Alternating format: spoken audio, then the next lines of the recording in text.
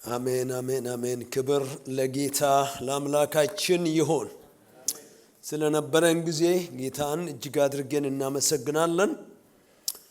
እንግዲህ ለቃሉ ክብር ቆመን አንድ ስፍራ እናነባለን። ሮሜ ምዕራፍ 8 ዛሬ ይህንን ክፍል ለዚህ ጊዜ መጨረሻችን ቀን ነው። ሮሜ 8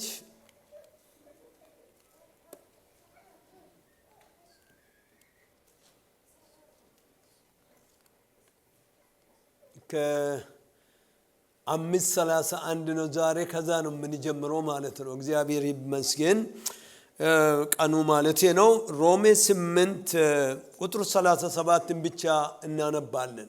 የተለመደው ሐሳቡ ከ8 እስከ 39 ነው። ከዚህ በፊት በስፋት አይተናል። እንዲህ ይላል፣ እዛው ፊት ለፊታችሁም ታገኛላችሁ።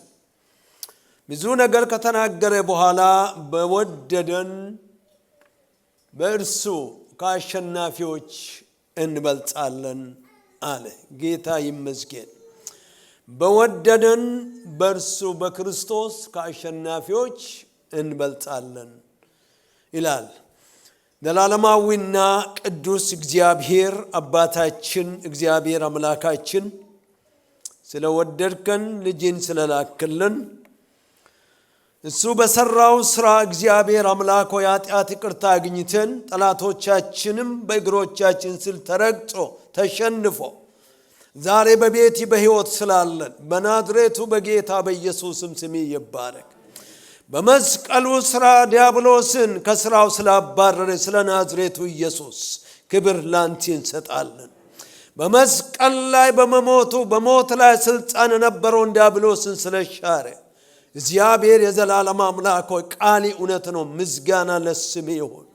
ሞትም ይሁን ሕይወትም ያለውም የሌለውም አንዳች እግዚአብሔር ሆይ በክርስቶስ ካለው ፍቅር ሊለየን አይችልም። እሱ ወዶኛል ብሎ ጳውሎስ በዚህ መገለጽ እግዚአብሔር መጥቶለት ለእኛም ደግሞ የእውነት ስለበራልን እናመሰግናለን። በዚህ ቀን ቃል ይባርክልን። በቃል ውስጥ ያለውን እውነት በመንፈስ ቅዱስ አብራለን። ከፍ እናደርጋለን። ክብር ሁሉ ለስም ይሁን በናዝሬቱ በጌታ በኢየሱስ ክርስቶስ ዘላለማዊ ስም አሜን። ጌታ ይባርካችሁ።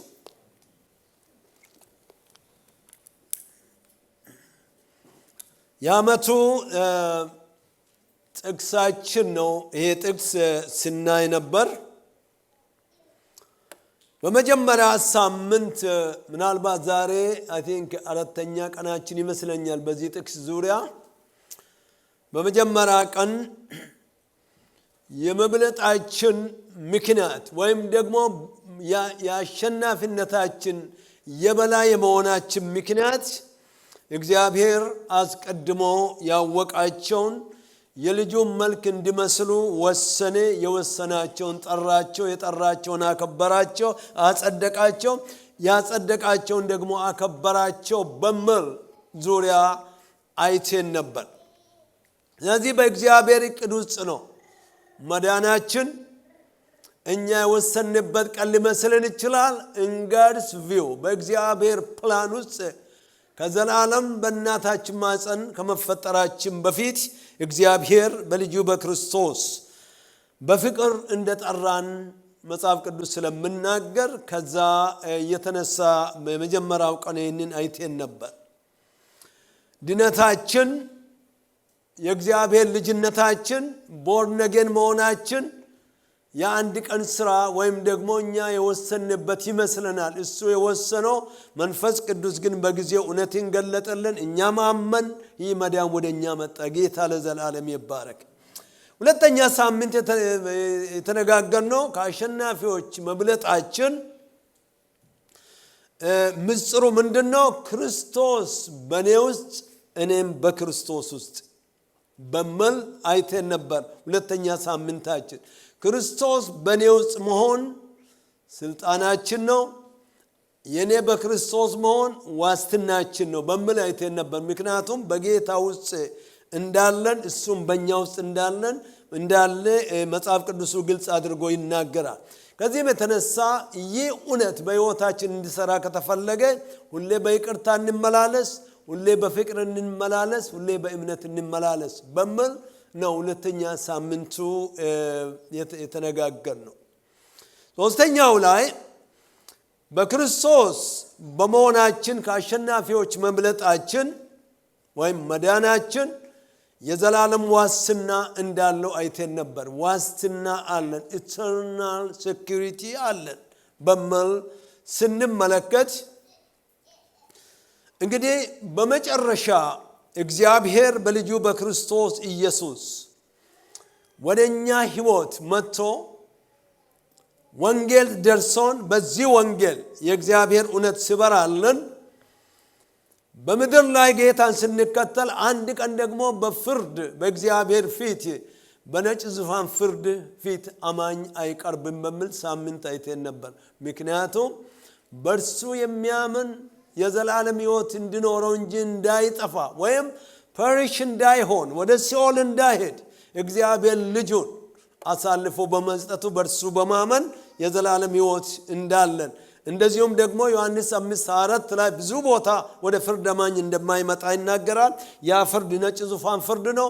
ሰይጣን የሚፈረድበት፣ ያላመኑ ሰዎች ክርስቶስ ሪጀክት ያደረጉ የሚፈረድባቸው ያ ፍርድ ፊት አማኝ አይቀርብም በሚል ሳምንት ነው ያየነው ይሄንን። ስለዚህም ደግሞ ዮሐንስ 5:4 ላይ እውነት እውነት እላችኋለሁ አለ ጌታ ኢየሱስ፣ ቃሌን የሚሰማ በላከኝም የሚያምን አሁን የዘላለም ሕይወት አለው፣ ከሞት ወደ ሕይወት ተሻገረ እንጂ ወደ ፍርድ አይመጣም። ይሄ ክሪኖ ወይም ደግሞ ቨርቡ ክሪኖ የሚለው ነው። የነጭ ዙፋን ፍርድ ፊት አይቆምም አይቀርብም አለ። ቃሌን ሰምቶ በላከኝ በሥላሴ አምኖ በአብ በወልድ በመንፈስ ቅዱስ አምኖ እንደገናም ደግሞ ወንጌልን ተቀብሎ በክርስቶስ ያመነ ሰው ወደዛ ፍርድ አይመጣል። እንዳውም አሁን ዘላለም ሕይወት አለው። እንደገና ከሞት ወደ ሕይወት ነው የተሻገረው። ወደ ፍርድ ደግሞ አንድ ቀን አይመጣም የሚል ሳምንት ተመልክተን ነበር ማለት ነው። ስለዚህ እግዚአብሔር አምላካችንን እንግዲህ እናመሰግናለን። በዛሬው ቀን ሳምንት ቃል እንደገባውላችሁ የምታስታውሱ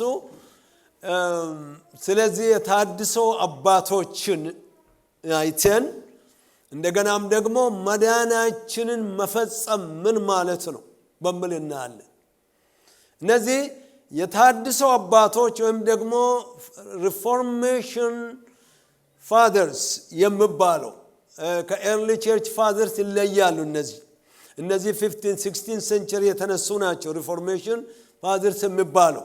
ኤርሊ ቸርች ፋዘርስ ግን እንደ ተርቱሊያን እንደ አጋስቲን አንዳንዶቻቸው ከኖርዝ አፍሪካ ከአልጄሪያ ከቱኒዚያ ከሊቢያ እንደወጡ ነው ታሪክ የሚነግረን። እነሱ ማለት አለ እነዚህ የምናያቸው ዛሬ ግን ሪፎርምድ ቸርች እንድትሆን ካቶሊክ ቤተክርስቲያን ብዙ ነገሮች እዛ ውስጥ ኮራፕትድ የሆነ ነገር ወንጌል ተደብቆ ስለነበረ ይህንን ወንጌል ወደ እውነት እንዲመጣ እግዚአብሔር የተጠቀመባቸው አባቶች አሉ። እነዚህን የመጀመሪያ እናያለን። ለምን ይህንን የምናይበት ምክንያት ይህ ወንጌል ዝም ብሎ አልደረሰንም። ዝም ብሎ ወንጌሉ አልመጣም። ሰዎች ሕይወታቸውን ሰጥቶ ሰዎች ለሕይወታቸው ሳይሳሱ የተገዳደሉ አሉ። በቤተ ክርስቲያን ታሪክ ላይ በኢየሱስ ክርስቶስ ማንነት ዙሪያ ተገዳለዋል። አንዱ አንዱን ገለዋል። እንዴት እንዲህ ትላለህ? በአርዮስ የተነሱበት እነሱ እንግዲህ ኤርሊ ናቸው። አሁን ግን የምንመለከታቸው የታድሶ አባቶች ሪፎርሜሽን ፋዘርስ የሚባሉ እንመለከታቸዋለን። እነዚህ ሰዎች የታድሶ አባቶች ስናይ አንድ ርዕስ ሰዎችን ይጠቅሳለሁ። ከዛ በኋላም የመዳናችን መፈጸም ማለት ምን ማለት ነው የሚለው ቃል እንመለከታለን። እነዚህ የታድሶ አባቶች የሚባሉ አራት ሰዎችን ይጠቅሳሉ። ከዛ በላይ ናቸው። አራቱ ግን በቤተ ክርስቲያን ውስጥ ታላቅ ለውጥ እንዲመጣ እግዚአብሔር የተጠቀመባቸው ሰዎች ናቸው። ለምሳሌ የመጀመሪያው የምንመለከተው ጀርመናዊው ማርቲን ሉተር ነው የምናይ የኖረው 1483 ተወልዶ 1546 ነው የሞተው በሌላ መንገድ 63 ዓመት ብቻ ነው የኖረው ሉተር በጣም ከሚገርማችሁ እያንዳንዳቸው ባያቸው ቁጥር ብዙ ረጅም ዕድሜ ያልኖሩ በኖሩት ዘመን ግን ለውጥ አምጥቶ እግዚአብሔር በእነሱ ሰርቶ በክብር አልፈዋል እግዚአብሔር የተመሰገነና የተባረከ ይሁን ሉተር ጀርመናዊ ነው ይህ ሰው ብዙ ቴዎሎጂካል የሆነ ዲፕ ስነመለኮት ዕውቀትን አላመጣም ግን አንድ ቃል ነው ተገለጠችለት ያም ስለ መዳን ነው ሳልቬሽን የሚባል መዳን የሚባል ነው ተገለጠለት እግዚአብሔር የበራለት ማለት ይችላልውና ሉተር 1546 ነው የሞተው ዓመተ ምህረት ማለት ነው በ1546 ዓመተ ምህረት ነው የሞተው የተወለደው 1483 ነው እንዳልኳችሁ 63 ዓመት ነው የኖረው ምናልባት እስከዛ ድረስ ቤተክርስቲያን ለ312 ዓመት በታላቅ ስደት ነበረች ባለ 50 ቀን ቸርች ተወለደች በ33 ዓመተ ምህረት ማለት ነው ስለዚህ በ33 ቤተክርስቲያን ተወለደች ከተወለደች በኋላ ወዲያውኑ ስደት ነው የጀመረው ስደቱ ደግሞ በቀላሉ አልነበረም በጌታ በኢየሱስ በማመናቸው ብቻ በእሳት የጋዩ ቆሞ ያዩ ወላጅን ከእምነታቸው ለመመለስ ልጆቻቸውን አስሮ እሳት ጭሮባቸው እሳት ልጆቹን እየበላ ወላጅን እንዲክዱ ማለት ነው እንደገናም ደግሞ ልጆቹ በጌታ አምኖ እንዳድጉ ደግሞ በልጆቹ ፊት አባትና እናትን አስሮ በእሳት እንዲጋዩ የተደረገበት ጊዜ ነው ይህ ጊዜ መቼ ነው በባል ከ33 ጀምሮ እስከ 312 ዓመተ ምህረት ኦልሞስት ወደ 300 ዓመት አካባቢ ማለት ይቻላል ቤተክርስቲያን በእሳት ሲታልፍ ነበር አንበሳን አስርቦ ለተራቢ አንበሳ የበግን የፍየልን ቆዳ ገፎ በክርስቲያኖች ላይ ሰፍቶ ከብት መስሎ እንዲበሉ ማለት ነው ለተራቢ አንበሳ ሲወረወሩ ብዙ ታሪክ ይናገራል ብዙ ነገር ነው ምናው በ64 ዓመተ ምህረት ኒሮ የሚባል የሮም ንጉስ አንዱ ትልቅ ሚገርም ታሪክ አለ ሮምን ማደስ ፈለገ የሮም ከተማን ሮምን ለማደስ ሲፈልግ ሮምን አደረገ አሁን አይ ቲንክ ፓርላማ ይሁን ምን ይሁን ከሱን እምቢ የሚሉት ማን ፈርቶ እንደሆነ ባላውቅም በሌሊት ሮም ከተማን አቃጥሎ አለ ደብቆ የሮም ከተማ ላይ እሳትን ጫሩ ሮም በእሳት አመድ ሆነ ከዛ ምን አለ ክርስቲያኖች ናቸው ከተማችን ያቃጠሉ በመል ክርስቲያንን በሙሉ ካሉበት ከሮም ግዛት ሰብስቦ በገመድ አስሮ ዋክስ ሰውነታቸው ላይ ለቅልቆ እንደ እሳት እንዲጋዩ መብራት ናቸው እናንተ ከተማችን አቃጥሏቸዋል በመል በሮም ከተማ ውስጥ ያሉት አንድም አልቀረም ክርስቲያኖችን ጨረሰ ተደበቁ ኦፍ ኮርስ አሉ እግዚአብሔር ቅሬታ አድርጎ ያስቀመጣቸው አሉ ስለዚህ ባጭሩ እስከዚህ ድረስ ሲሆን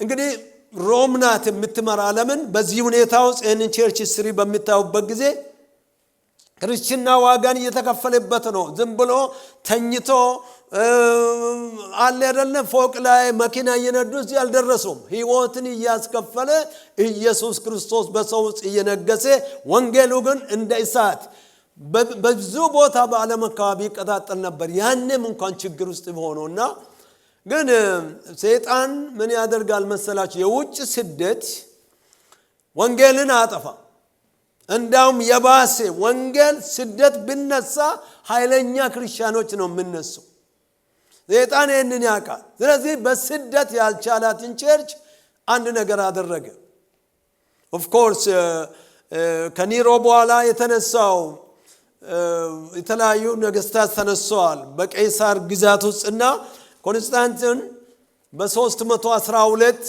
እንግዲህ ከ33 ጀምሮ በእሳት የተቃጠሉ በአንበሳ እየተበሉ ደርሰዋል። ቅሬታዎቹ ይነሳሉ ይድናሉ።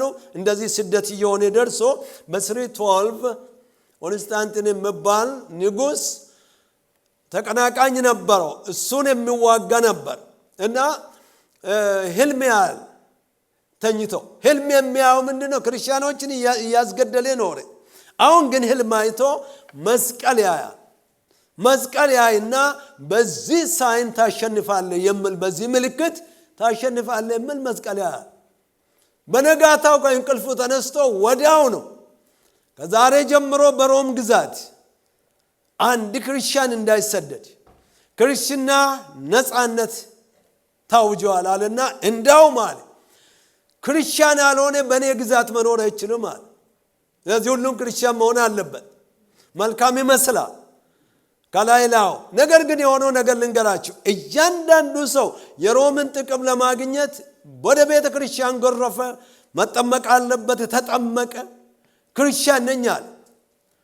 ሰውየው አልተቀየረም። ህይወቱ ያልተቀየረ ዓለም ወደ ቸርች ገባች ማለት ነው። ጣዖታቸውን ይዞ ሁሉም ነገር መንፈስ ቅዱስ ከቤተ ክርስቲያን እጁን አነሳ።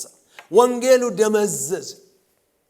የእውነት ወንጌል ከቤተ ክርስቲያን ወጣ። በዚህ ጊዜ ነው 312 እስከ 400 ከ312 ጀምሮ ሉተር እስኪነሳ ድረስ እስከ 1546 ቤተ ክርስቲያን ጠቅላላ ተረታ ተረት የማርያም አምልኮ የሕፃናት ጥምቀት የመላእክቶች አምልኮ የቅዱሳን አምልኮ የሚል ይሄ ኮቶት ወደ ሮም ገባ ማለት ቸርች ውስጥ ገባ። የሐዋርያት ቸርቾች ኦሬዲ በዛ ሁኔታ የእግዚአብሔር ክብር ከቸርቹ ወጣ። መሪዎቹ ፖለቲከኞች ሆኑ፣ ደሞዝተኞች ሆኑ። ሮም ደሞዝ ትከፍላቸዋለች። ስለዚህ እያንዳንዱ ካህን ፖለቲከኛ ነው። ፖለቲካ ራን ማድረግ ጀመሩ። ስለዚህ ለሮም ንጉስ የሚቆም እምነት ነው። ህይወት የሚሰጥ አይደለም። እንዲህ አይነት እያለ ነው በዚህ ጊዜ ሉተር ሲነሳ ሉተር ውስጡ እግዚአብሔር ሸክም አስቀምጦ ገዳም ገባ። ምሁር ነበር ሰውየው። የላቲን ፕሮፌሰር ነበር። ስለዚህ ገዳም ገባ። ካቶሊክ ነው፣ ካቶሊክ አማኝ ነው። ነገር ግን በጣም እየተደረገ ያለው አስጨነቀው። ነፍሱ ባዶ ሆነች። ጌታን ይፈልጋል፣ መንገዱን አያውቅም። የሞት ሰርቲፊኬት ይሸጣል ያኔ። ስለዚህ ሰርቲፊኬት ከገዛ የገዛለት ሰው ከሲኦል ዘሎ መንግስት ሰማይ ይገባል የሚል የሮም ካቴድራል ለማሰራት ብዙ ነገሮች የሚደረግበት ጊዜ ነው። እንዳም ኮይን ናትና ኮይኑ ይሄ ብረት የሆነ ብር አልጀመረም ገና። በስሙ ገዝቴ ለዘመድን ሰርቲፊኬት የዛሬ ስንት ሺህ ዓመት የሞተ ዘመድ ስሙን ነግረ ትኬት ትገዛለ። ትኬቱን ገዝቴ ከፍለ ገንዘቡ ሳጥን ውስጥ ቀጭ ስር ነፍሱ ዘላ መንግስት ሰማይ ትገባለች የሚል ይሄ ቶታሊ ፌክ የሆነ ነገር ነው። ህዝቡን ግራ አጋባ። ሉተር ነገር ነው ያስጨነቀው። ከዛ በኋላ ነው እግዚአብሔር ብርሃን አበራለት። ጻድቅ በእምነት በህይወት ይኖራል የሚል ሮሜ 1:17 ተገለጠለት፣ በራለት። ስለዚህ ሉተር ታላቅ ሰው ነበር። ሌላ ነገር መገለጥ አላመጣ። ቴዎሎጂካል ወይም ደግሞ የመጨረሻ ዘመን የመሳሰለ ፕሮፌሲ ምንም ውስጥ አልገባ። ሉተራን ቴዎሎጂ ከሄዳችሁ አንዳች ስለዚህ ነገር አስተምሩ። ምንም ግን የተገለጠለት ሳልቬሽን። ከዛ ኦፍ ኮርስ ሮም ላይ አመፀ። ፕሮቴስታንት ወይም ደግሞ ቱ ፕሮቴስት ተቃውሞ የሚል ኤቫንጀሊካል ቸርች ከ1200 ዓመት ምናምን ጨለማ ውስጥ የቆየ ቸርች የደመዘዘ እግዚአብሔር በሉተር ምክንያት ወንጌልን ወደ ብርሃን እንደገና አወጣ። ክብር ለጌታ ለእግዚአብሔር ይሁን። ጌታን እናመሰግናለን። እግዚአብሔር ይቀናል፣ ስለ ስሙ ይቀናል። ቤተ ክርስቲያን ኃይሏን ብታጣም ጌታ ክብሩን ከቸርቹ ባገኝም ጣዖታት በቸርቹ ገብቶ ሰዎች ጣዖት ያመልካሉ እንደገና ቤተክርስቲያን ይመጣሉ ጦንቃዎች የተለያዩ ነገሮች ይሄ ሁሉ ጌታ እያየ ልቡ አዘነ ሉተርን አስነሳ ማርቲን ሉተር ኦፍ ኮርስ ሊገሉት ብዙ ጥሯል መጽሐፍ ቅዱስ ተራ ሰው ማንበብ አይችልም ትገደላለ መጽሐፍ ቅዱስ ከያስክ ቅዱስ መጽሐፍ ስለሆነ ተራ ሰው ኦርዴን ሚኒስተር ካልሆነ ቄስ ካልሆነ መጽሐፍ ቅዱስ መንካት አትችልም ሉተር ደግሞ ተምሯል መጽሐፍ ቅዱስ ደግሞ በላቲን ነው ተራ ሰው ደግሞ ላቲን ቋንቋ አይችልም ስለዚህ ምን ዋና አደር ምሁር ነው ሰውየው እግዚአብሔር በፕላን ነው ነገሮችን የሰራው ሰውየው ምሁር ነው ይሄ መገለጽ ሲመጣለት ምን አደረገ ይሄን የወንጌል እውነት ሲበራለት ያደረገው ነገር ምንድነው ሉተር ቀጥታ ሮምን የሚቃረን 95 ነጥቦች ከቃሉ የሚቃረን በማለት አምጥቶ በሮም ከተማ ላይ ለጠፈ ህዝብ ሁሉ ያነባል ሮምን መቃወም ማለት ይሄንን የካቶሊክ ቤተክርስቲያንን መቃወም ማለት ነፍስ ላይ መፍረድ ነው ግን ይሄንን ፈርዶ ነው እግዚአብሔር ግን አዳኑ ሰውየው ከአንድ ቦታ ወደ አንድ ቦታ እየተባረረ አዲስ ኪዳንን በጀርመንኛ ተረጎመ ከዛ በኋላ አዲስ ኪዳን በጀርመንኛ ተተርጉሞ በዛው እሱን ተከትሎ የሚነሱ ሰዎች አሉ አሁን የምናያቸው እንግዲህ በ1546 ሉተር እንደሞተ ኦፍ ኮርስ በዛው ከሱ ተከታታይ አይ ቲንክ እሱ በህይወት ያለ የተነሳው ማን ነው በባል የምንመለከተው የስዊዘርላንድ ተወላጅ ጆን ካልቪን ነው ስዊዘርላንድ ተወላጅ ነው ካልቪን የኖረው 55 አመት ብቻ ነው ጆን ካልቪን 1509 እስከ 1564 ነው የኖረው ይህ ሰው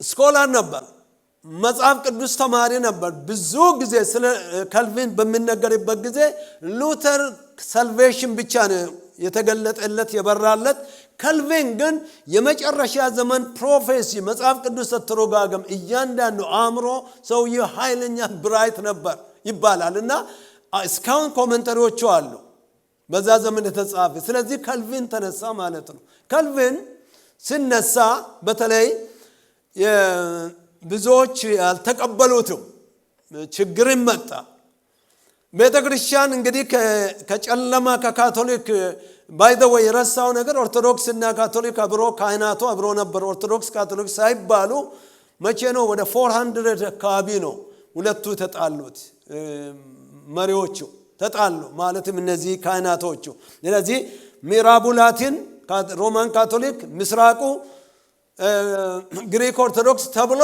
መጨረሻ ላይ ኦርቶዶክስ አመጣጥ አወላለድ ካህናቶቹ በመጣላታቸው ነው ሁለቱም የሮም ቤተክርስቲያን አባላት ነበር ለዚህ ነው ወንድምና እህት ናቸው ዛሬም ዶክትሪናቸው ተመሳሳይ ነው ሆኖም ግን እግዚአብሔር ይህንን ሰው ደግሞ በሚያስነሳበት ጊዜ ስዊዘርላንዳዊ ሰው ፈረንሳይም እየኖረ ወደ ስዊዘርላንድም እየመጣ ይሰው ታላቅ ስራን ሰራ እሱ የጽሁፍ ሰው ነበር አስተማሪ ነበር ፓስተርም ሆነ መጨረሻ ላይ እነዚህ ሪፎርምድ ቸርች የሚባሉትና ካልቪን ሲነሳ አንዳንድ ኮንትሮቨርሻል ተቃውሞ ያለበት ከሌሎች ሰዎች ጋር እንዳይስማሙ የሚያደርገው ትምህርቶችን ይዞ መጣ በተለይ አንድ መጽሐፍ ጻፈ ቱሊፕ የሚባል the 5 የካልቪን ነጥቦች የሚባሉ አሉ ይሄን መጽሐፍ ጻፈ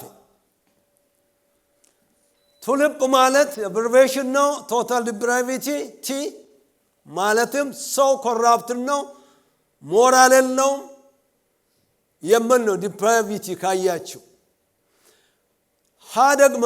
ዩ ደግሞ ወደ ቱሊፕ ወደ ታች ሲታነቡ ዩ unconditional election ባንተ ማንነት ላይ ቆሞ እግዚአብሔር አልመረጠም የሎ ምርጫን የገባበት እሱ ነው unconditional election ሁኔታ አይደለም ኮንዲሽን አይደለም ምርጫ አለ ኤል ደግሞ limited atonement እዚህ ላይ ነው ብዙ ኤቫንጀሊካል ቸርቾች የተቃወሙት እኛም የምንቃወመው ኤል ነው ሊሚትድ አቶንመንት ማለት ክርስቶስ ለመረጣቸው ብቻ ሞተ፣ ለሁሉም አልሞተም የሚል ትምህርት ነው ያስተማረው። ይሄ ፖይንት መጽሐፍ ቅዱስ ጋር የሚቃረን ነው። ለምን? ዓለምን ሁሉ እንዲወደደ ክርስቶስ ለዓለም ሁሉ ሞተ እንጂ ለተመረጡ ብቻ አልሞተም። የተመረጡ አለው፣ መጽሐፍ ቅዱሳዊ ነው። ግን ኢየሱስ ለሁሉም ነው የሞተው እና ካልቪንን ብዙ ችግር ያመጣበት አንዱ ይሄ ነው። ሊሚትድ አቶንመንት የሚባል ነው፣ ውስን ለተወሰነው ብቻ። አይ ደግሞ ወደ ታች ስታነቡ ቱሊፕ አይ ደግሞ irresistible grace እግዚአብሔር ከተገለጠልህ ጸጋውን መቃወም አትችልም አለ። ጸጋውን መቃወም አትችልም ከተገለጠልህ አለ። ሰውየው ኃይለኛ የእግዚአብሔር ቃልን በውስጥ ያለ ሰው ነበር። ስለ ታሪኩ ስናይ irresistible grace በሚልበት ጊዜ ለምሳሌ ሳኦልን በእሳት በሰማይ ብርሃን በደማስቆ መንገድ ላይ ጌታ ሲገለጥለት በስልጣኑ ክርስቲያኖችን እያሳሰረ ይዞር የነበረው ሰው ጌታ በዛ በታላቅነቱ ሲመጣበት መቆም አልቻለም። ወድቆ ጌታ ሆይ አንተ ማን ነህ አለ። እያንዳንዳቸው ጌታ የተገለጠላቸው ሰዎች ሊቃወሙ አልቻሉም። ስለዚህ ይሄ ነው ካልቪን የሚለው irresistible grace መቃወም አትችልም ጌታ ከተገለጠልህ አለ። ሌላ መጨረሻ perseverance of the saint የሚለው አንድ ሰው ከዳነ ይታገሳል የሚል ነው። ይታገሳል፣ ትዕግስት አለው። ቶሎ ብሎ እጁን ሰጥቶ ለሰይጣን እጁን ወደ ክደታ ይገባ ወንጌል የገባው እስከ መጨረሻ ትዕግስት በውስጡ ይመጣል የሚል ነው ይሄንን ሰው የተናገረው። ስለዚህ በካልቪን ዙሪያ ሰዎች ተከፋፍለዋል። በአሁኑ ጊዜ ካልቪኒዝም የሚባል ትምህርቶች አሉ። ለምሳሌ ፕሬስቢቴሪያን ቤተክርስቲያን የካልቪን ትምህርቶች ነው። ባፕቲስቶች የካልቪን ትምህርቶች ነው። የሱ ዶክትሪን ነው የሚከተሉ። ሆኖም ግን ይሄንን ሊሚትድ አቶንመንት እስካሁን ድረስ የሚከተል ሰው አላየው። ካልቪን አንዳንድ ሰዎች ሊኖሩ ይችላሉ። ምክንያቱም ለተወሰኑ ብቻ ነው ክርስቶስ የሞተው የሚከተል ሰው እስከዛሬ አላየም። ነገር ግን ከአንዱ በቀር ሊሚትድ አቶንመንት በቀር አራቱም ቢብሊካል እንደሆነ እናያለን። የካልቪን ትምህርቶች አዲስ ኪዳን ላይ በጣም ኃይለኛ ፎከስ ያደረገ ሰው ነው። እንግዲህ ያ ከሆነ እስከዛሬ ድረስ ካልቪኒዝም የሚለው ትምህርት አለ ማለት ነው አለ። ሆኖም ግን ካልቪንን የሚቃወም ደግሞ ሰው ተነሳ። እንግዲህ ትልቁን ኤቫንጀሊካል ቸርችን በሁለት የከፈለው ነገር ነው። እሱ ምንድነው? የኔዘርላንድ ተወላጅ ጄኮበስ አርሜኖስ የሚባል አርሜኒያኒዝም የሚል ትምህርት የተነሳው 1560 እስከ 1609 ለ49 ዓመት የኖረ ሰው ነው። ይህ ሰውዬ የኔዘርላንድ ተወላጅ ሆኖ ኃይለኛ ቴዎሎጂያን ነበር። ይህ ሰው ጄኮበስ አርሜኖስ ይህ ሰው በመነሳበት ጊዜ ቀጥታ የካልቪን ተቃራኒ ነው የሆነው። አንዳንድ ቦታ ላይ ይስማማሉ፣ ነገር ግን የካልቪን ለምሳሌ ሜቶዲስቶች የዚህ ሰው ተከታይ ናቸው። አንዳንድ ቸርቾች አሉ የዚህን አርሜኒያኒዝም የሚለው ፎከሱ የሁለታቸው ፎከስ ትንሽ ተናግሬ ወደ ሐሳባችን ስለምንመጣ ካልቪን በእግዚአብሔር ሉዓላዊነት ላይ ነው ፎከሱ። እግዚአብሔር ልዑል ነው፣ እግዚአብሔር ሉዓላዊ ነው፣ እግዚአብሔር በፈለገበት በሰው ሕይወት ይሰራል የሚል ሞስሊ ፎከስ የሚያደርገው በእግዚአብሔር ሉዓላዊነት ላይ ነው። አርሜኖስ ወይም ደግሞ ጃኮቦስ አርሜኖስ ግን የሰው ምርጫ፣ የሰው ዊል፣ የሰው ፈቃድ የሚል ነው ፎከሱ። ሰው እግዚአብሔርን መምረጥ ይችላል የሚል ነው። ይህ ሰው ሞስትሊ ሂውማን ዊል ላይ ነው ይህ ሰው ፎከስ ያደረገው። ስለዚህ ዲፕ ቴዎሎጂካል ሄደን በምናይበት ጊዜ የስነ መለኮት ትምህርት ላይ ስትመለከቱ ስታዩት ዲቴሉን ስንመለከት ካልቪን ያስተማረው ሞር ተጨባጭ አለው። ለምን ብባል ለምሳሌ ካልቪን የሚለው ቶታል ዲፕራቪቲ ወይም ደግሞ ሰው ሞራሊ የወደቀ በመንፈሱ የሞተ መምረጥ አይችልም ጌታ ካልበራለት የሚል እነዚህ ነገሮች በካልቪን እና በዚህ ሰው መካከል ታላቅ ልዩነቶች ነበሩ። ወደ መጽሐፍ ቅዱስ መጣችሁ ካያችሁ የነዚህ ሁለቱ ሰዎች በመካከላቸው የነበረው ልዩነቶች እንግዲህ ብዙ እየሰፋ አብያተ ክርስቲያናትን ወይም ደግሞ ኢቫንጀሊካል ቸርቾችን በቪዋቸው እንዲለይ ያደረገ ትምህርት ነው። ሁለቱም የጌታ ሰዎች ናቸው። ልብ አድርጉ፣ ጌታን የሚወዱ ናቸው። ለሞትም ራሳቸውን የሰጡ ናቸው ስለ ወንጌል። ነገር ግን መረዳት ሰው በደረሰበት ስለሚመላለስ የተረዱትን ነው ያቀረቡት። ሆኖም ግን ሞር ቢብሊካሊ አድርገን ወይም ደግሞ የምንመለከተው ለምሳሌ የካልቪን ሐሳብ በሁለቱ መካከል ማስታረቅ አልተቻለም። ማለትም አንዱ በእግዚአብሔር ሉዓላዊነት ሶቨርኒቲ ኦፍ ጋድ ላይ ነው ካልቪን፣ ይህ ደግሞ የሰው ዊል ላይ ነው፣ የሰው ፈቃድ ላይ ነው። ባይ ዘ ወይ የሞተ ሰው መፍቀድ ይችላል አለ ካልቪን። ሕይወት የሌለው ሰው፣ ክርስቶስን የማያውቅ ሰው፣ አእምሮ የጨለመበት ሰው፣ ምንም የማይገባ መንፈሳዊ ነገር ጨልሞበት ያለ ሰው እንዴት መምረጥ ይችላል?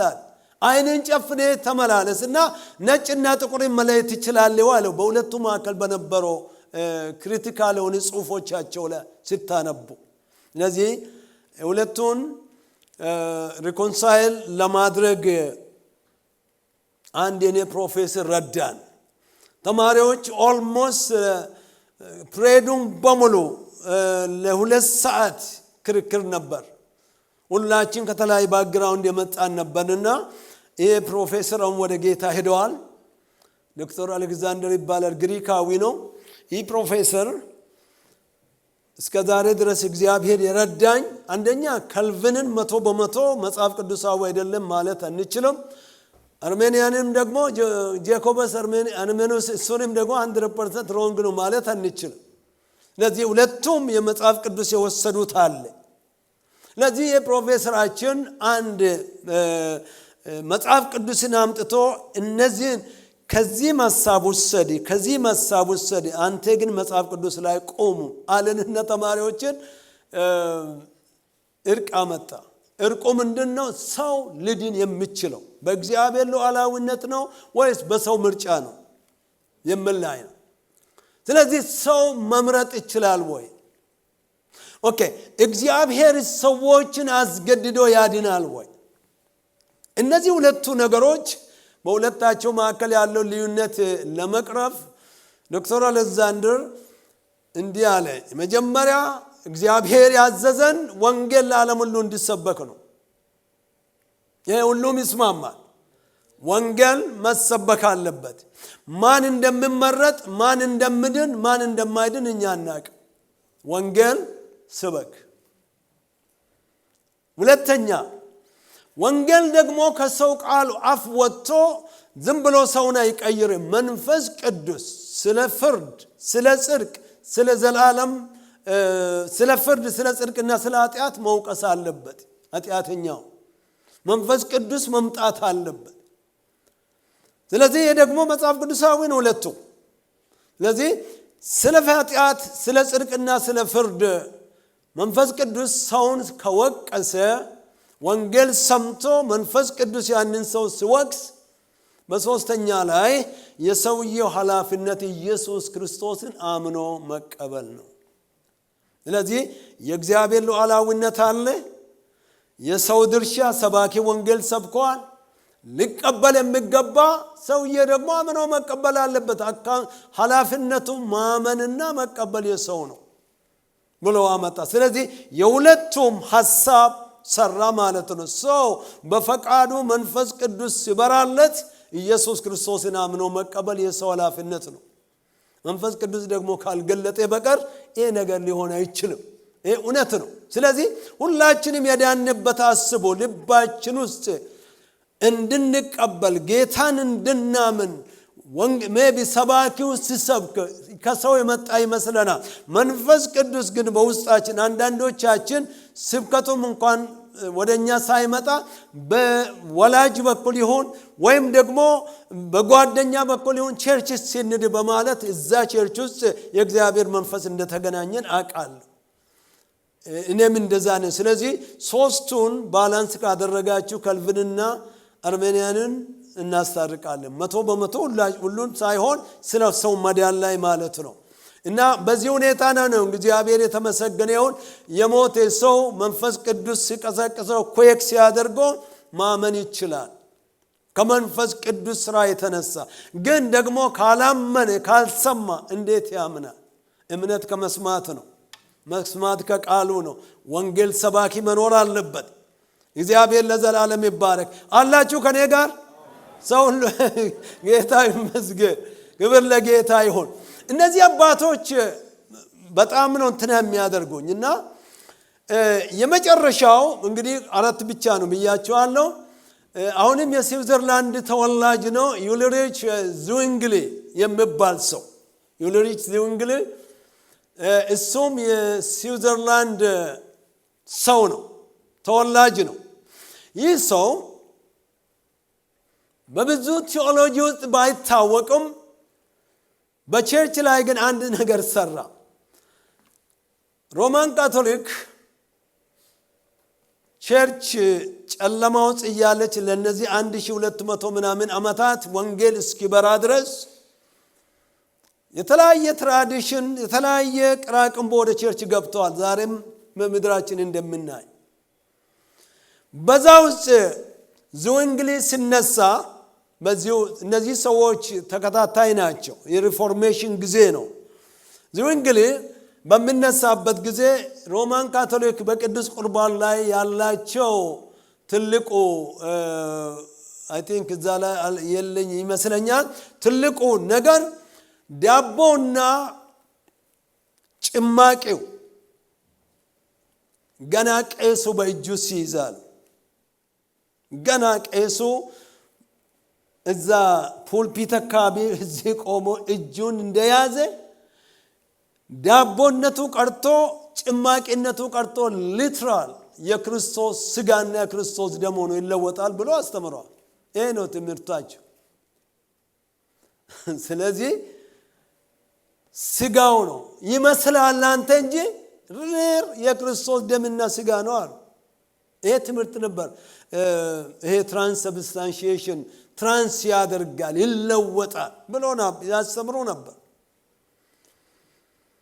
ሉተር ከዚህ ሲወጣ ወደ ዙዊንግሊ ከመምጣቱ በፊት ሉተር ከሉትራን ነው ወጣ፣ ከካቶሊክ ነው ወጣ አይደለም። አንድ አይነት ነገር ይዘው ወጥቷል። ሉትራን የነበራችሁ ሰዎች ታውቃላችሁ፣ ቅዳሴው ከካቶሊክ ነው የመጣ። ቄሱ አንዳንድ ጊዜ ወደዚህ ይዞራሉ፣ አንዳንዴ ወደዚህ ይዞራሉ። ይሄ ከካቶሊክ የመጣ ነው። ይዞ ወጣ። የሕፃን ጥምቀትም ይዞ ወጣ። የጌታ እራት ላይ ሉተር ያለው ምንድነው? ትራንስሰብስታንሺዬሽን ወይም ደግሞ ትራንስ ሰብስታንሱ ያዳቦና ጭማቂ ይለወጣል ሳይሆን አለ ሉተር። ምን አለ?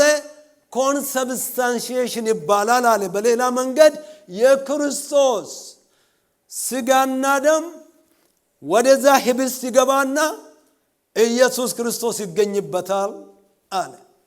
ሉተር ይህንን ነው። ዛሬም ሉተራን ቸርች የነበራቸው ይህንን ነው የሚያምኑ። ይገባበታል መንፈስ ኢየሱስ ዘውጻል ኮንሰብስታንሺዬሽን አለ። ዙዊንግሊ መጣ። ዙዊንግሊ በሚነሳበት ጊዜ ዙዊንግሊ በአዲስ ኪዳን ሰው ነውና አንደኛ ቆሮንቶስ 11 ወስዶ ለመታሰቢያ አድርጉት ብለዋል። ትራንስም አይሆንም ኮንም አይሆንም፣ መታሰቢያ ነው ክርስቶስ በመስቀል ላይ ይሰራልን። ስለዚህ ለመታሰቢያ ነው የምንወስድ በማለት ዙዊንግሊ ዋና ትልቁ ነገር ኢቫንጀሊካል ቸርቾችን በቅዱስ ቁርባን ዙሪያ ታላቅ ስራ ነው የሰራው።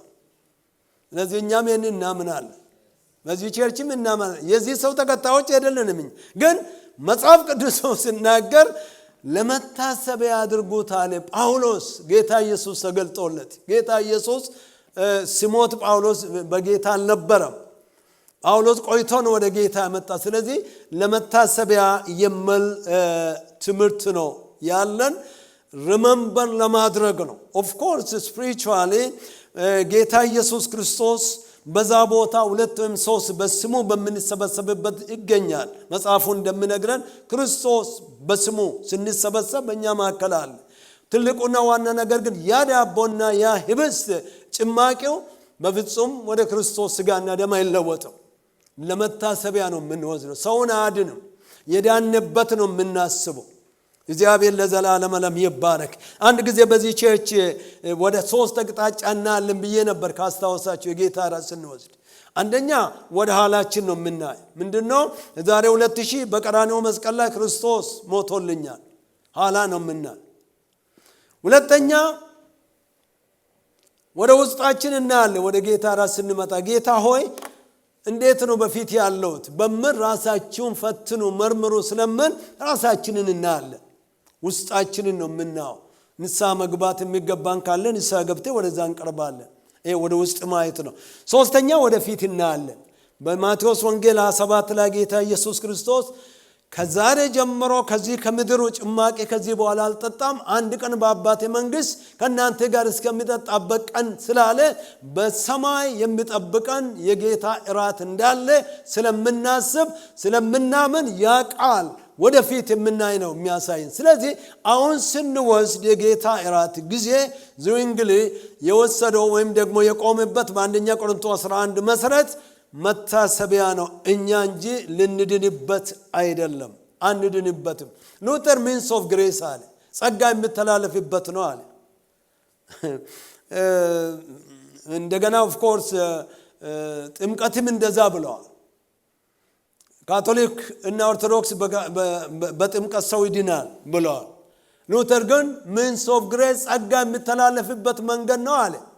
መጽሐፍ ቅዱስ ሳይ ግን በኢየሱስ በማመን እንድናለን፣ ከዳን በኋላ እንጠመቃለን። የምንጠመቅ ስለዳን እንጂ ሌላ ስፔሻል ነገር ድኛለሁ፣ የጌታ ነኝ፣ ክርስቶስ ሞቶልኛል በሚል ነው ጥምቀት ለአዳልት የምናጠምቅ ያመኑ ሰዎችን። እንግዲህ እነዚህ ቴዎሎጂካል ኢሹዎችና እንደ ቤተ ክርስቲያን እንደ አማኝ የምታምኑትን መረዳት አለባችሁ፣ ማወቅም አለባችሁ። የከፋ ዘመን ነው። አንዱ መጥቶ በተለያየ መንገድ ግራ እንዳጋባችሁ የእግዚአብሔር እውነት በውስጣችን የተረዳነው መግለጥ ይገባል ብዬ አምናለሁ። ክብር ለጌታ ለአምላካችን ለእግዚአብሔር ይሆን። አሜን ትላላችሁ? እግዚአብሔርን እናመሰግናለን። ቃሉ መመሪያችን ነው። የእግዚአብሔር ቃል ላይ ነው የምንቆመው። ቃሉን ይዘን እግዚአብሔር ፊት እንቀርባለን። እንግዲህ በዚህ ሁኔታ እነዚህን አባቶች አራቱና ሌሎችም አሉ እነ ጆን ናክስ የተለያዩ አባቶች አሉ። ሪፎርሜሽን ጊዜ ነበሩ። ሁሉንም ታይም የለኝም። አሁን ግን ቀጥታ ፊልጵስዩስ 2:12 እና 13 መሰረት መዳናችንን መፈጸም ማለት ምን ማለት ነው?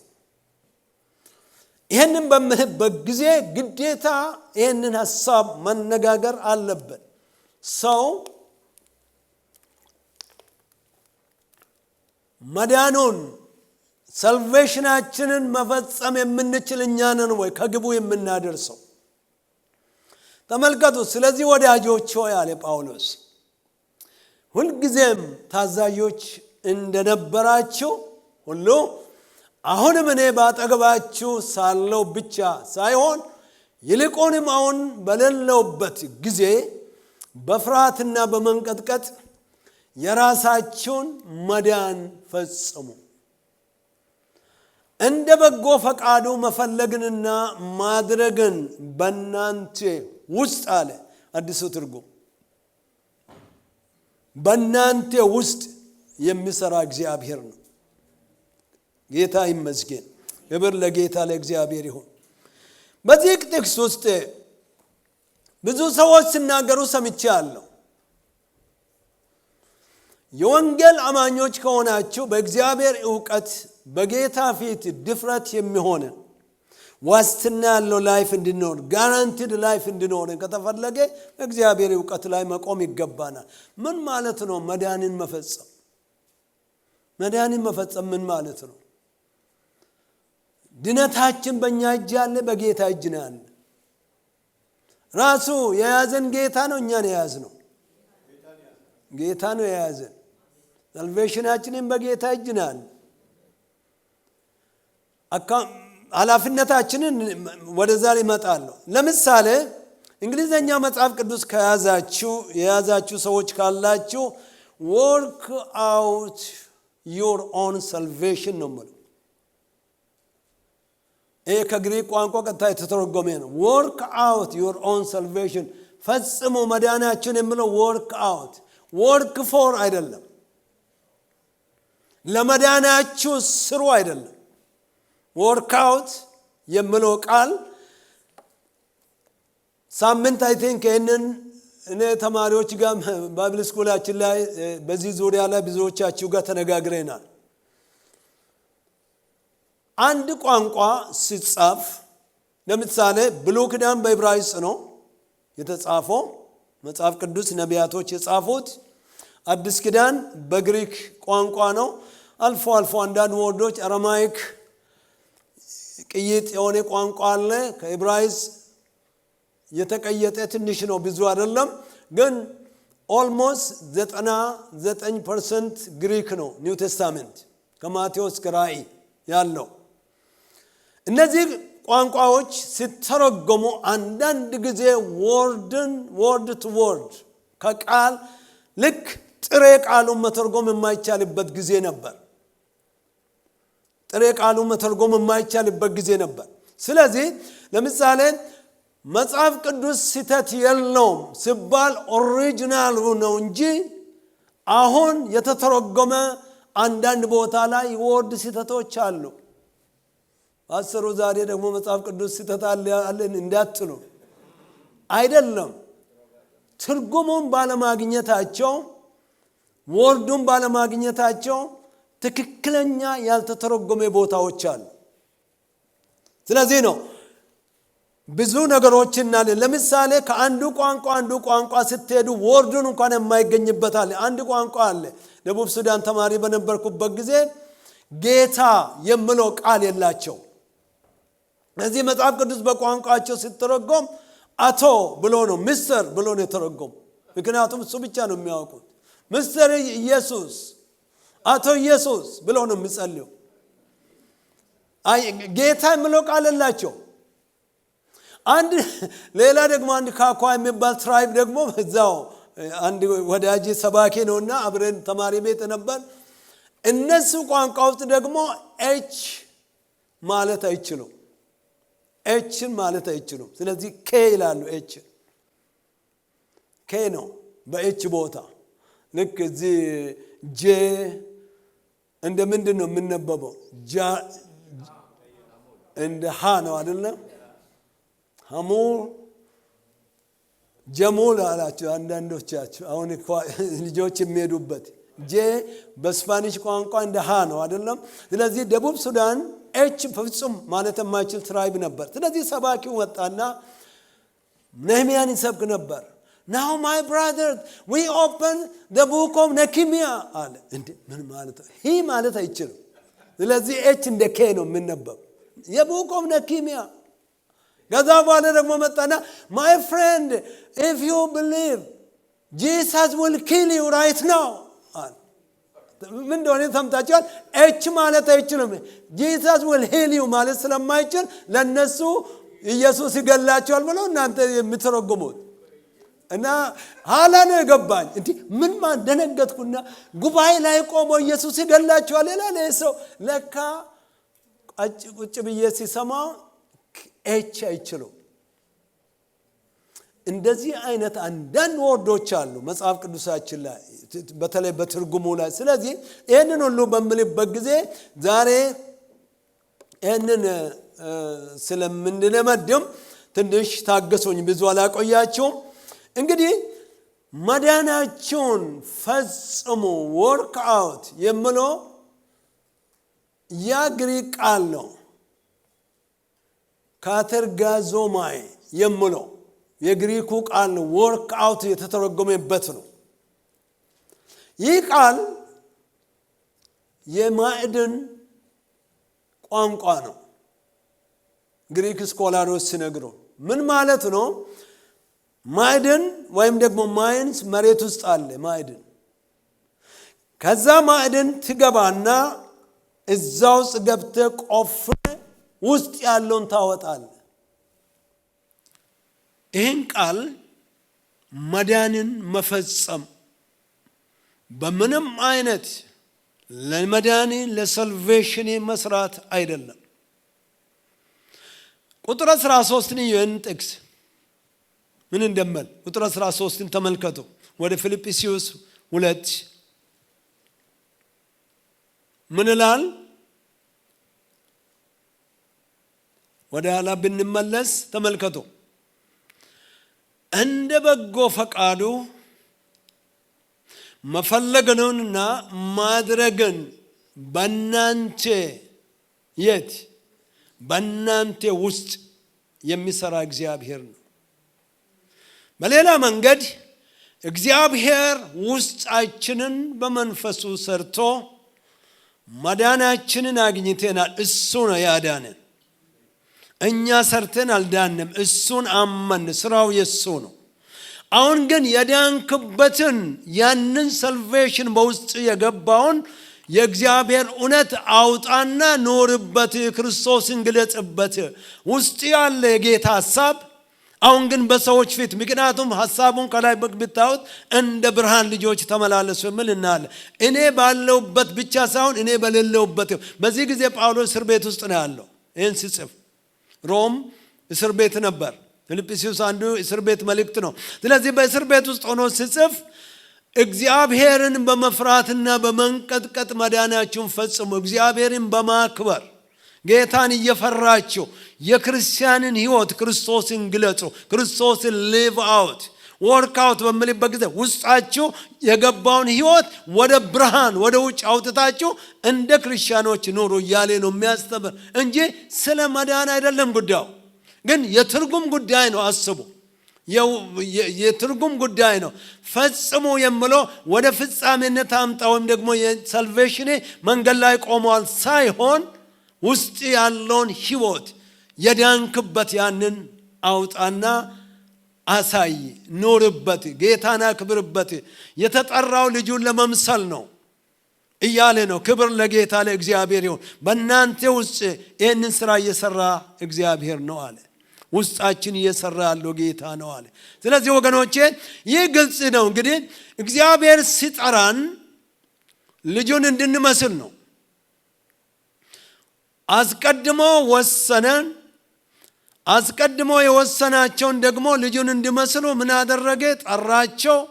የጠራቸውን አጸደቃቸው፣ ያጸደቃቸውን አከበራቸው የሚል ፓስቴንስ አድርጎ ነው የተጠቀመ። ሮሜ 8 ከ9 ጀምሮ ስትመለከቱ በዚህ ውስጥ የምንመለከት ኢየሱስ ክርስቶስን መስለን ለመኖር ድብቅ ጋን ውስጥ እንዳለ መብራት እምነታችን መሆን የለበትም። ክርስትና ክርስቶስን መኖር ነው።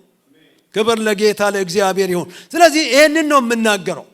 ለዚህ ነው አንዳንድ ትርጉሞች ካልገባችሁ ቃል የሚያካፍሉ ብዙ ጊዜ ላለውና ያልገባን ቃል አታካፍል ይላቸዋል። መዳን ብቻ ከገባ እሱን ብቻ ተናግሬ ውረድ። ያልገባን እትናገር። ጥቅሱ አንድ ጥቅስ ክሊር ካልሆነ ተውት። ጊዜው ሲመጣ ይገባቸዋል። እና አንድ ጊዜ ይሄንን እኛ ለመዳናችን መስራት አለብን እኛ እንዲህ ማለት የሚል ሰው ሰማው። ስለዚህ ፈጽም ስለምል እንግዲህ ይህ ማለት ቅዱሳን ወንድሞችና እህቶች የዳነ ሰው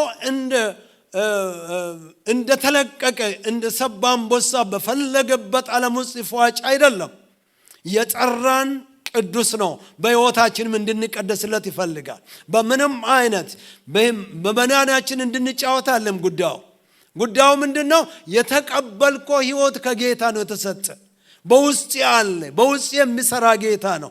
በጣም የሚገርማችሁ መጽሐፍ ቅዱስ ስጋችን ላይ እግዚአብሔር መጥቶ ይስራልን አይለንም።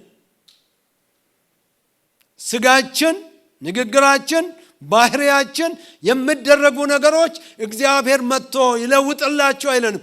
አንተ አድርግላል። ምክንያቱም በውስጣችን ሕይወት ስላለ በውጭው አካላችን ላይ ጌታን ማንገስ እንችላለን። እግዚአብሔር ለዘላለም ዓለም ይባረክ። ጌታን በፈለግን ቁጥር ራስን ዲሲፕሊን ባደረገ ቁጥር ኦልሬዲ ኃይል በውስጣችን አለ። የሚያድን እግዚአብሔርን ወደ መምሰል የሚያመጣን ሕይወት በክርስቶስ ኢየሱስ በውስጣችን አለ። ጌታ ለዘላለም ዓለም ይባረክ። ስለዚህ ይህንን እናያለን። እንግዲህ ተመልከቱ። ለምሳሌ አንድ ነገር አደርጋለሁ፣ ጌታን እንዲህ አድርጌ ሩል አወጣለሁ ብትሉ ሩል አውጥታችሁ እንዲህ ባደርግ እያላችሁ አንድ ቦታ ትወድቃላችሁ። የሰው አቅም የለም፣ የሰው ጉልበት የለም። መዳናችን ከግቡ ለማድረስ የሚያበቃን የእግዚአብሔር ጸጋ ነው። እግዚአብሔር ለዘላለም ዓለም ይባረክ። ተመልከቱ፣ የገላትያ ቤተክርስቲያን ችግር አጋጠማቸው። ክርስቶስ ብቻ በቂ አይደለም አሉ ሐሰት አስተማሪዎች መጡና፣ ስለዚህ ሕግ መጠበቅ አለባቸው። ዱ ዚስ ዱ ዛት እያሉ ነገሮችን፣ ስርዓቶችን፣ ሩልስ ሰጧቸው። ጳውሎስ ሲናገር በሕግ ለመጽደቅ የምትጥሩ ሕግ የሚለው ሩል ወይም ደግሞ እናንተ ያቆማችሁ እንዲህ አድርጌ እምነት ወይም ደግሞ መዳንን ይጠብቃሉ ብላችሁ ሩል ብታወጡ ከክርስቶስ ተለይታችሁ ከጸጋው ርቃችኋል። የድሮ ትርጉም ከጸጋው ወድቃችኋል ይላል። ስለዚህ ያዳነን በጸጋው ነው። የሚያኖረን የእግዚአብሔር ጸጋ ነው። the more you depend በጌታ ጸጋ ላይ በታመንክ ቁጥር መንፈስ ቅዱስ የጸጋው ባለቤት ስለሆነ ኃይልን ይሰጣል። የእግዚአብሔር ኃይል በውስጣችን በሰራ ቁጥር ሰሚት ይሆናል ስጋችን። የእግዚአብሔር ኃይል በውስጣችን የሚሰራ ደግሞ በጸጋ እንጂ በሕግ አይደለም። ሕግ በምንም አይነት ጸጋን እንዲገለጥ አድርገው በፍጹም። ሕግ ስላልቻለ ነው ኢየሱስ የመጣው። ሕግ ምን ሊያድነን ስላልቻለ ነው። ሕግ ከኛ ድካም የተነሳ ማንነቱን በእኛ ሊሰራ አልቻለም። ሕጉ ቅዱስ ነው ይላል ጳውሎስ። ግን ከስጋችን ድክመት የተነሳ ከአዳማዊ ውድቀታችን የተነሳ ሕጉ ደከመ ያለ። ስለዚህ ክርስቶስ መጣና ስጋን ለብሶ ሰው ሆኖ በመስቀል ላይ ሕጉን ፈጸመ። ሕጉን በፈጸመበት ጊዜ እኛም በክርስቶስ ውስጥ ላለን ክርስቶስ በእኛ ውስጥ ሆኖ ሕጉን ፈጽሞታል። ስለዚህ ከጸጋ ስር እንጂ ከሕግ ስር አይደለንም። ጌታ ለዘላለም ይባረክ። እግዚአብሔር የተመሰገነ ይሁን። አንተ የምታደርገው ድነትን የሚጠብቅ አይደለም። አንተ የምታደርገው ምንድነው? አባት ሰጥቷል። አንተ ልጅ ነህ። ልጅ ደግሞ ወደ አባቱ ቀርቦ ይነጋገራል። ከአባቱ ጋር የውስጡን መሻት ይሰጣል። ባለፈው ቢሳምም ብዬ ነበር። ልጆች አንድም ቀን እባክህ ዳድ ልጆች እንሁን አላሉኝም። ራሳቸውን ተወልዶ አዩ። አባታቸውን መሆኔን ተረዱ። አብረን እንጫወት ነበር። በጣም ከልጆች ጋር መጫወት ይወድ ነበር። እንደ ጓደኞች ሆነው ነው ያደጉ። ስለዚህ አንድም ቀን አባት ልጆች ያድርገን አላሉኝ።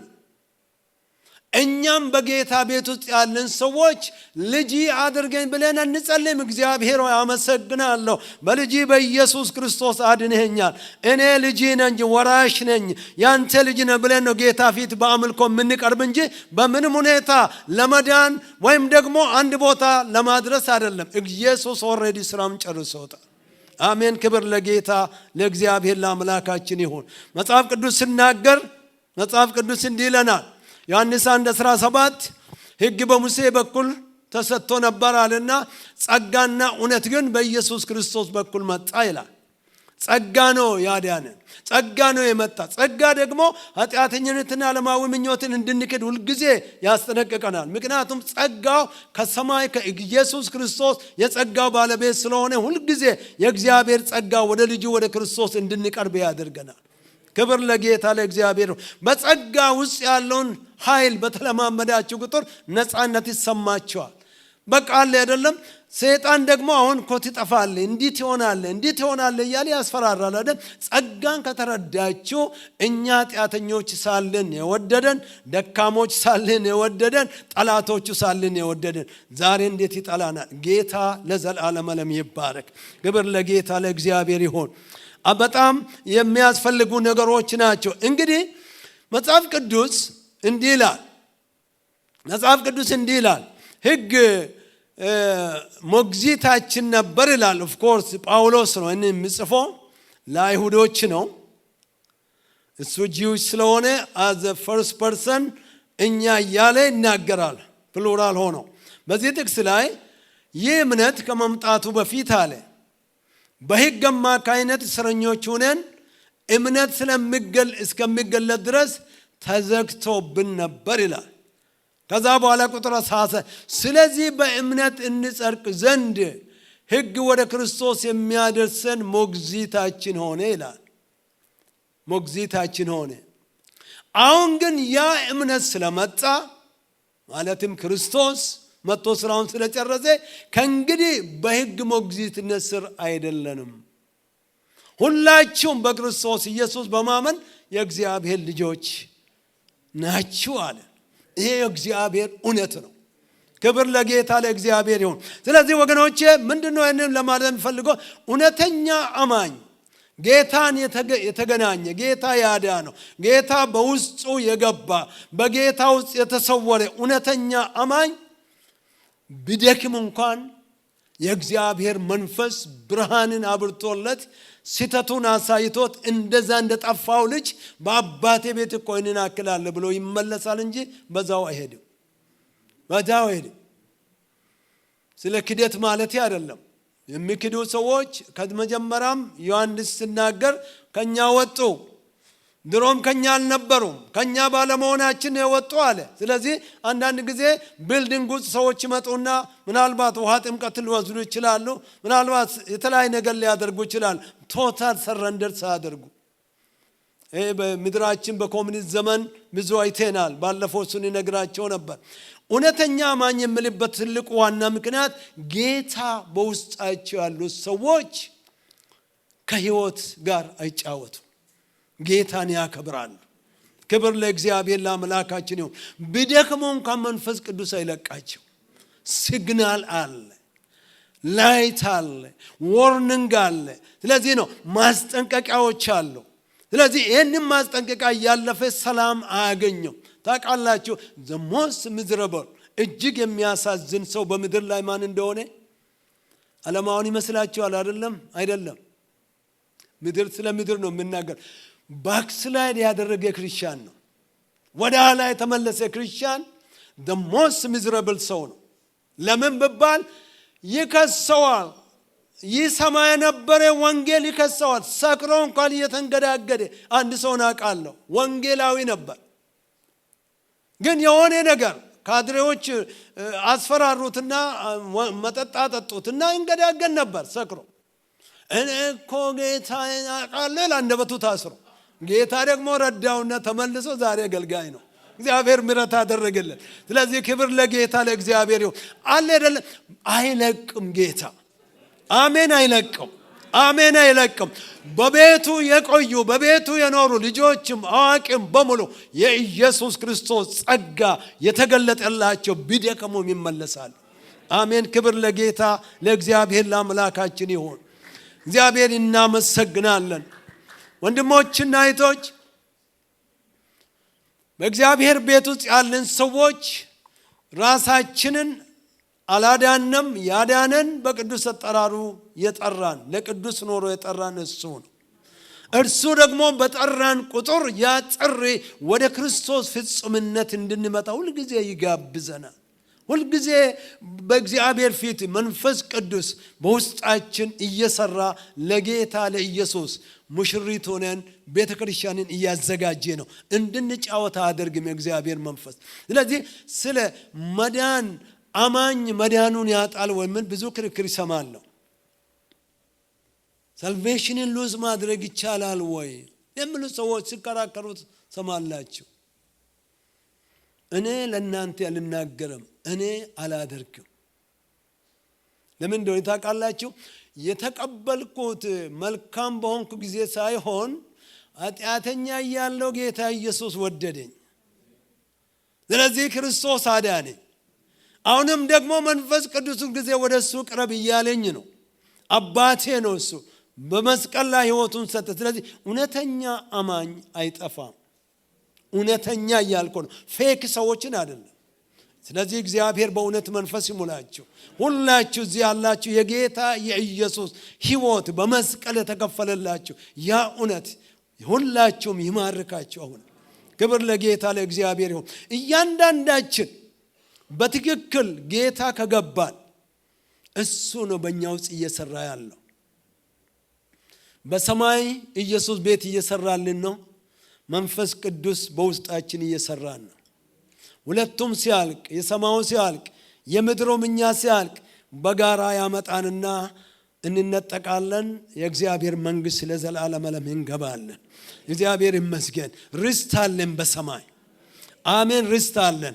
በምድር ላይ እስካለን ድረስ ደግሞ መጽሐፍ ቅዱስ ሲናገር በእምነትና በእግዚአብሔር ኃይል አሁን ተጠብቃችኋል ርስታችሁ ጋር እስክትደርሱ ድረስ ይለናል። ስለዚህ እግዚአብሔር አምላካችን ለዘላለም ይባረክ።